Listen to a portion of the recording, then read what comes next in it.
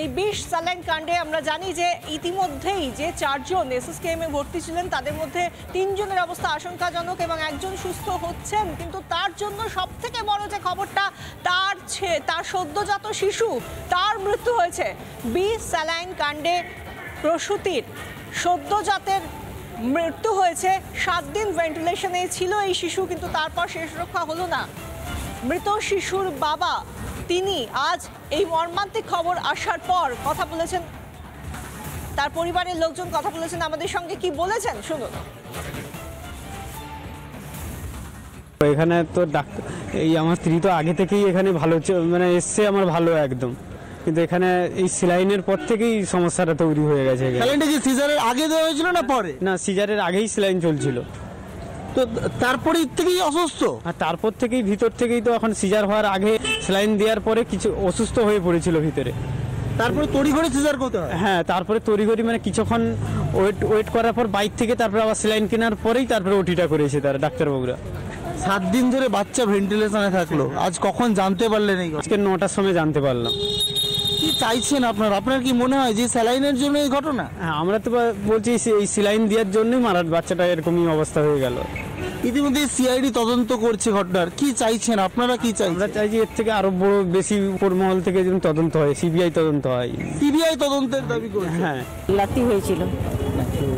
নাতি তো আর নেই। না, ডাক্তারের আর কি, আর কাকে দোষ দেবো? আমাকে কি মনে হয় স্যালাইনের জন্য? সেই স্যালাইনের জন্য অত আমি 2 দিন নিয়ে আসছি বাচ্চাকে, কইলা সব সুস্থ আছে তোমার বেবি সুস্থ আছে। আমি তো পাশে সব সময় থাকি না, তারপর থেকে হ্যাঁ বৌমাও খারাপ অবস্থা। হ্যাঁ, পরে এসে বললো যে আমি স্যালাইন দেওয়ার সাথে তারপর তোমার বৌমা অসুস্থ, প্রেশার খুঁজে পাচ্ছি না, অসুস্থ হয়ে পড়ছে। তুমি কি বলছো বলো, নাই তো তুমি সাইন করে দাও। কি চাইছেন এখন? তদন্ত হোক। এই ঘটনা যখন ঘটেছে, যখন পরিবারের তরফ থেকে সামগ্রিকভাবে দোষারোপ করা হচ্ছে স্বাস্থ্য ব্যবস্থা এবং হাসপাতাল কর্তৃপক্ষের বিরুদ্ধে, সেই জায়গা থেকে মেদিনীপুর মেডিকেল কলেজ হাসপাতালের তরফ থেকে ঠিক কি বলা হচ্ছে, কি বলছেন অধ্যক্ষ মৌসুমী নন্দী, শুনুন। Severe birth asphyxia, under treatment, 7 days ভেন্টিলেটরে ছিল from the beginning।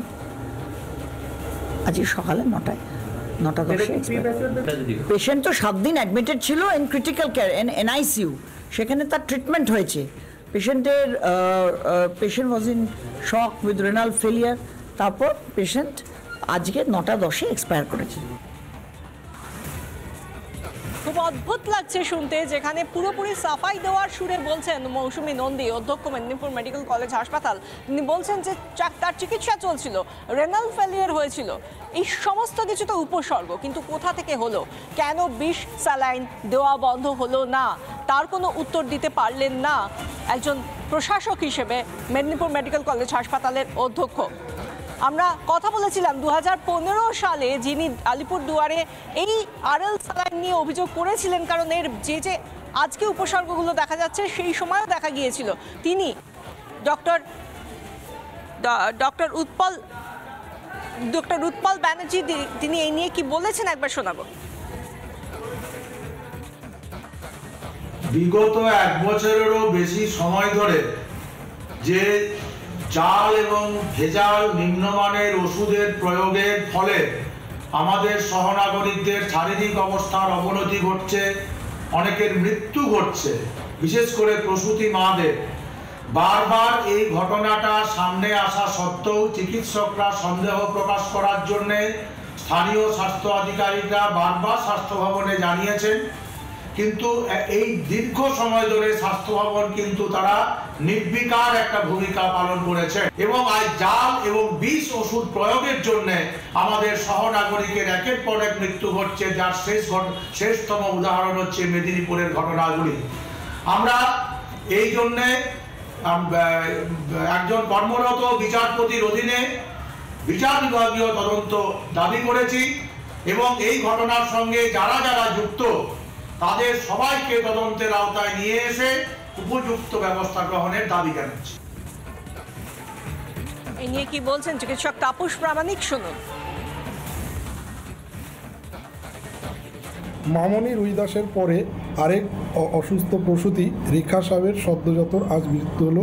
এটা অত্যন্ত দুর্ভাগ্যজনক এবং খারাপ খবর একজন চিকিৎসক এবং সহনাগরিকের কাছে। এতে খারাপ কিছু হতে পারে না এবং রাজ্যের স্বাস্থ্য ব্যবস্থায় যে ভুল ধরেছে, যেটা নিয়ে আমরা বারবার প্রতিবাদ করেছি এবং সেটা কিন্তু বারবার প্রমাণিত হচ্ছে। কিন্তু যেটা দেখা যাচ্ছে, যেই মিদনাপুরে স্যালাইন কাণ্ড নিয়ে আবার সিআইডি তদন্ত শুরু হয়েছে এবং সেই সিআইডি তদন্ত করছে কি নিয়ে, মিদনাপুর মেডিকেল কলেজে গিয়ে ওই দিন সিনিয়র ডাক্তারবাবুরা প্রেজেন্ট ছিল কিনা, সেখানে কোন কোন ডাক্তারবাবুরা কী ওটি করেছে সেই সব নিয়ে।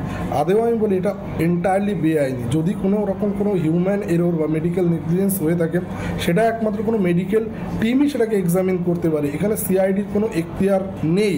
তাদের উচিত ছিল এই যে আরএল ব্যান করেছে কর্ণাটকের ড্রাগ কন্ট্রোল অথরিটি বা সিডিএসকে যখন ব্যান করতে বলেছিল, তারপরেও আমাদের রাজ্যে কিভাবে এই স্যালাইন দিনের পর দিন বিভিন্ন মেডিকেল কলেজ তথা হসপিটালগুলোতে সাপ্লাই এলো, কারা এর সাথে জড়িত, এর সাথে বড় বড় মাথা হয়তো জড়িত, যেগুলোকে কভার আপ করার জন্য সিআইডি এখন মিদনাপুর মেডিকেল কলেজে গিয়ে তদন্ত করছে এবং সেটা ডাক্তারবাবুদের ঘাড়ে দোষ চাপানোর জন্য চেষ্টা করছে।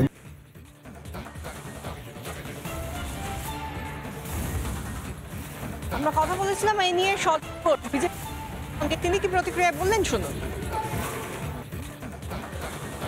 আমার প্রশ্ন হচ্ছে, ওষুধ যদি মাকে দেওয়া হলো, ছেলে মারা গেল কেন? যদি অতিরিক্ত মাত্রায় মেডিসিন দেওয়ার জন্য মা অসুস্থ হন, তাহলে ছেলে মারা গেল কেন, শিশুটার মৃত্যু হলো কেন? দেখা যাবে কমন ফ্যাক্টর যেটা সম্ভবত এটাই ঘটনা, যে দুজনকেই স্যালাইন দেওয়া হয়েছে এবং দুটোই একই কোম্পানির স্যালাইন হওয়ার সম্ভাবনা বেশি। আপনাদের তদন্ত করে দেখতে হবে, নিশ্চয়ই তদন্ত হোক, যে কোন ডাক্তার উপস্থিত ছিলেন, কোন ডাক্তার উপস্থিত ছিলেন না। কিন্তু প্রতিশোধ নেওয়ার জন্য তদন্তের ফলাফল যদি আমরা আগে থেকেই সিদ্ধান্ত নিয়ে রেখে দিই, শুধু সময়ের অপেক্ষা করি প্রকাশিত হওয়ার জন্য, তাহলে তাকে তদন্ত না বলে প্রহসন বলা উচিত। আমরা শুনতে পাচ্ছি যেখান থেকে রাজনৈতিক ব্যক্তিত্ব তারাও বিরোধী দলের তরফ থেকে এই নিয়ে সামগ্রিকভাবে স্বাস্থ্য দফতরের বিরুদ্ধে তারা ক্ষোভ উগরে দিচ্ছেন এবং যাবতীয় দায় স্বাস্থ্য দফতরের এবং এই নিয়ে রাজ্যের যে প্রশাসন তার বিরোধিতা করছেন বিরোধীরা। সজল ঘোষের প্রতিক্রিয়া আমরা আপনাদের শোনালাম। কিন্তু যে ঘটনা ঘটে গিয়েছে, এর আগে আমরা দেখেছিলাম মামুনি রুইদাস প্রসূতি, তার ওপর যখন এই আরএল দেওয়া হয়েছিল, প্রথম যার মৃত্যু হয়েছিল বিষ স্যালাইন কাণ্ডে, তারপর সদ্যজাত মৃত্যু হলো যে রেখা সাউ চিকিৎসাধীন। তিনি এই মুহূর্তে অনেকটাই ভালো আছেন, কিন্তু তাহলেও তার সন্তানকে রক্ষা করা গেল না। 7 দিন ভেন্টিলেশনে থাকার পর তার মৃত্যু হলো। চিকিৎসক শারদ দত্ত মুখোপাধ্যায়ের সঙ্গে কথা বলেছিলাম ফুয়াদ হালিমের সঙ্গেও, চিকিৎসক ফুয়াদ হালিমের সঙ্গেও কি বলেছেন শুনুন। অলরেডি বলা শুরু হয়েছে মায়েদের মৃত্যুর ক্ষেত্রে যে এটা চিকিৎসকদের গাফিলতি, বলা শুরু হয়ে গেছে। এবার বন্দুকের নল ঘুরে এই বন্দুকের বাঁটটি কিন্তু কাঁধে রাখা হবে ডাক্তারদের, বলা হবে ডাক্তারদের ভুলের জন্য, গাফিলতির জন্য এই শিশু বাচ্চাটির মৃত্যু হলো। আবারও বলি, বারবার বলি মুখ্যমন্ত্রীকে যে আপনি দয়া করে আগুন নিয়ে খেলবেন না, মানুষের প্রাণ নিয়ে খেলবেন না। আপনার প্রশাসন টাকা তোলার জন্য 20 স্যালাইন থেকে সিন্ডিকেট ও কাটমানি নেওয়ার জন্য একের পর এক মা এবং শিশুর মৃত্যুর কারণ হয়ে দাঁড়িয়েছেন। আমি করজোড়ে মুখ্যমন্ত্রী মাননীয়া মমতা বন্দ্যোপাধ্যায়কে বলি যে আপনি দয়া করে ব্যবস্থা নিন এবং আপনি স্বাস্থ্যমন্ত্রীকে প্রথমে বরখাস্ত করুন, তারপরে স্বাস্থ্য অধিকর্তাকে বরখাস্ত করুন, তারপরে স্বাস্থ্য সচিবকে বরখাস্ত করুন। আর দয়া করে ন্যারেটিভ তৈরি করার চেষ্টা করবেন না যে এই শিশু এবং মায়ের মৃত্যুর কারণ ডাক্তাররা। যা যেরকম পাচ্ছে ওষুধ তৈরি করছে, স্যালাইন তৈরি করছে, বিষ হচ্ছে গোটা পশ্চিমবাংলায় ছড়িয়ে দিচ্ছে, ভারতবর্ষে ছড়িয়ে দিচ্ছে। এবং হচ্ছে নজিরবিহীন উদাহরণ আমরা দেখলাম যে ইলেকটোরাল বন্ডের মাধ্যমে 1000 কোটি টাকা বিভিন্ন ওষুধ কোম্পানি ভারতবর্ষে তারা হচ্ছে বিষাক্ত ওষুধ, নিম্নমানের ওষুধ, ভেজাল ওষুধ বিক্রি করে বিভিন্ন রাজনৈতিক দলকে টাকা দিয়ে তারা হচ্ছে সেই তদন্তগুলোকে চাপা দিয়ে দিয়েছে। তার হচ্ছে পশ্চিমবাংলার হচ্ছে অনুকরণ আমরা দেখতে পাচ্ছি যে বিষাক্ত স্যালাইন গোটা পশ্চিমবাংলায় ছড়িয়ে গেছে। মা মারা যাচ্ছে, মাহীন হচ্ছে ভাবে শিশুরা বড় হবে। এই খবরটা যেটা আজকে এসছে, একটা শিশু হচ্ছে বিষাক্ত স্যালাইন পেয়ে হচ্ছে মারা গেছে। এই অনবরত চলতে থাকবে যখন অবধি হচ্ছে রাজ্য সরকার, রাজ্য প্রশাসন এবং সাধারণ মানুষ তাদের সচেতন ভাবে হচ্ছে এই বিষয়টাকে যদি না ধরতে পারে, লোকজন টাকা রোজগার করতে চাইছে, লোকজন হচ্ছে মুনাফা করতে চাই, মুনাফা কোন পর্যায়ে চলে গেছে, কত নিম্ন মানসিকতার পরিচয় যে পেশেন্টকে মেরে দিয়ে বিষাক্ত স্যালাইনের মাধ্যমে কোটি কোটি টাকা হচ্ছে মুনাফা করছে। এটা চলতে পারে না সমাজের মধ্যে, এর বিরুদ্ধে হচ্ছে মানুষকে সোচ্চার হতে হবে। আমরা এই ঘটনা নিয়ে কথা বলেছিলাম বিজেপির রাজ্য সভাপতি সুকান্ত মজুমদারের সঙ্গে, তিনি ঠিক কি বলেছেন শুনুন। 7 দিন ধরে মৃত্যুর সাথে পাঞ্জা লড়লো এবং ভেন্টিলেশনে থাকা অবস্থায় আজকে তার মৃত্যু ঘটেছে। কিন্তু আমাদের স্বাস্থ্যমন্ত্রীর তো তাতে কোনো যায় আসে না, আমাদের মাননীয় মুখ্যমন্ত্রীর তাতে কোনো যায় আসে না।